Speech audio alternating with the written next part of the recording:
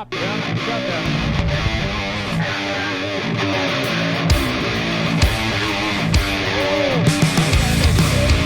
a horrific accident right there.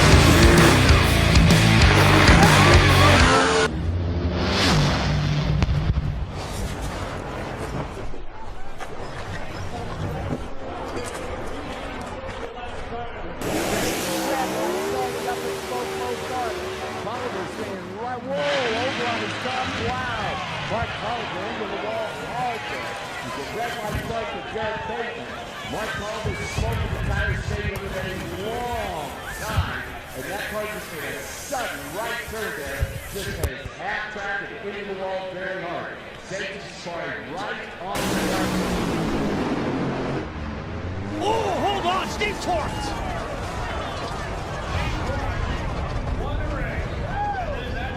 Steve Torrance wins the race, but more importantly, we got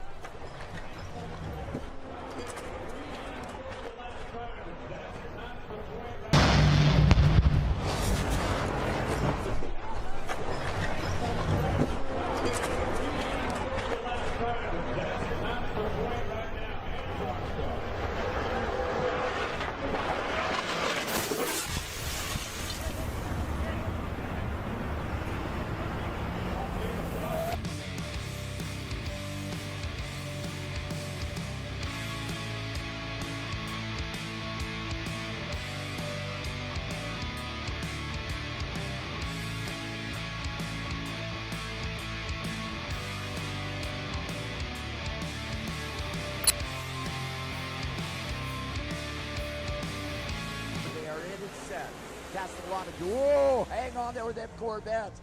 Woo, boy. Oh, Sidney got some oh, hang on there, Sidney Frigo. Into the wall, top end, over and over, and a wild one there. Is Sidney moving around? And you saw that car as he tried to stay with it, lifted, got back in it, and that. Whoa! Larry crashes hard right at the finish line. Both cars were kind of hunting towards the center. You can see that Doug's car was moving over there, and Larry's car crashed hard, comes to a stop down in the shutdown area. Safety Safari already rolling on the scene. We'll wait until we get word from the top end. Just incredible. Watch this.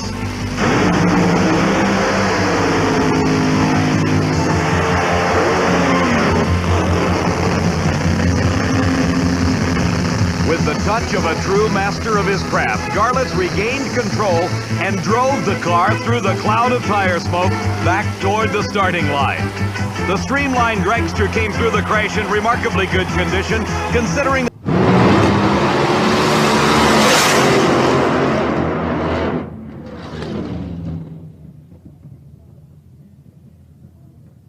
most horrific crashes we have ever seen.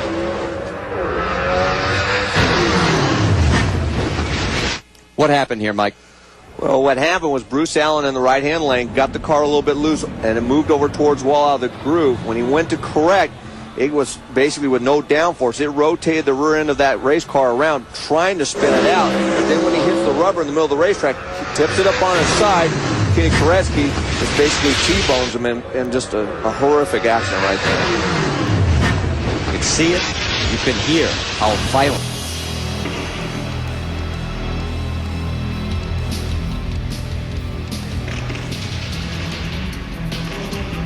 2 tons of downforce generated by the rear wing.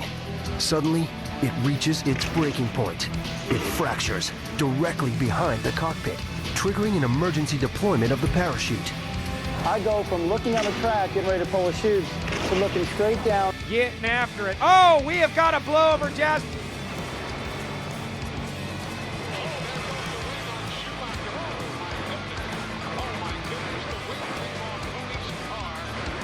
Takes in half, or in that case, the wing comes off.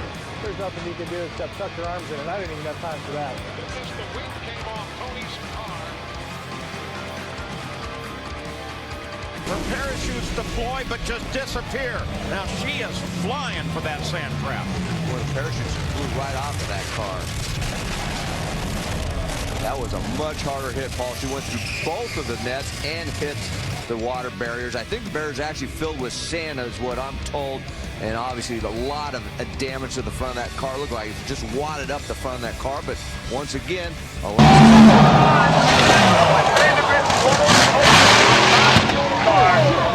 Chris Vandergrift's machine goes up and kept going all the way up, and it's a top fuel blower, and he is rolling down there at the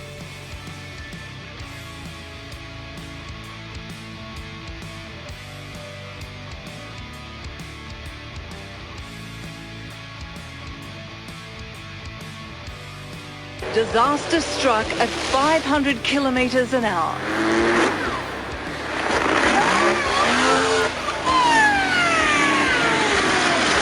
Lamartina's dragster becomes airborne.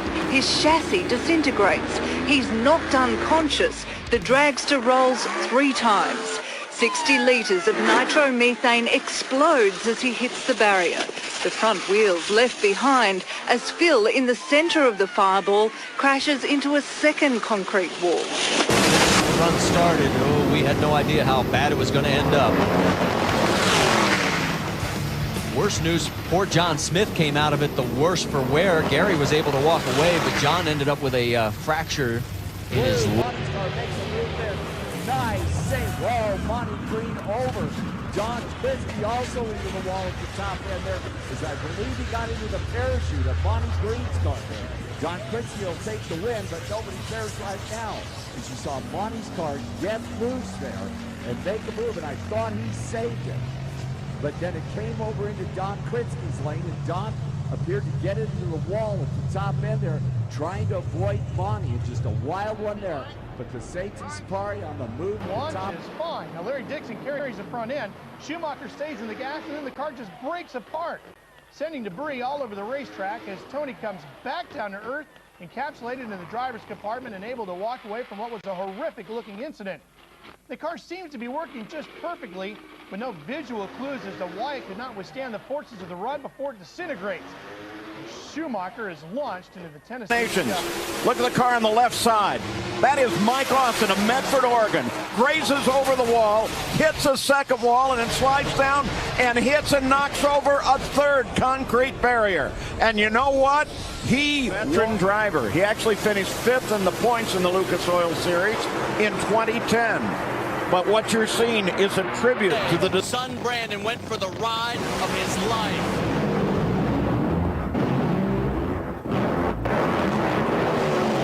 The car got out of control, hit the wall hard.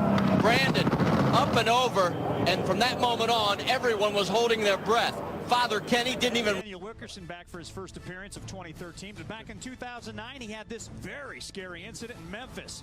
Well, Mike Dunn talked with the second-generation racer about how he reacted, while his father Tim explained what happened and how he.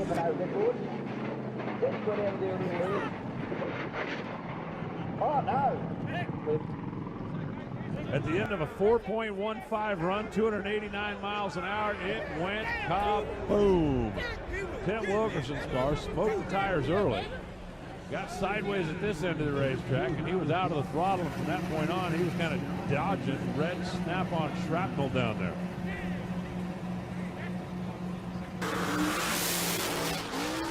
Oh, off the throttle. No, DJ, don't wreck the new car. Big hit left side. DJ Cox, hard contact with the wall. Car goes back over to the right side. Oh, no. DJ Cox trying to control that race car and just made massive contact with the left side wall. Nick Janik got down through there, 569. and he is out of the car, ladies and gentlemen. He is out of the car. DJ Cox, as the Chevy Silverados and the NHRA Safety Safari is rolling. That was hard contact.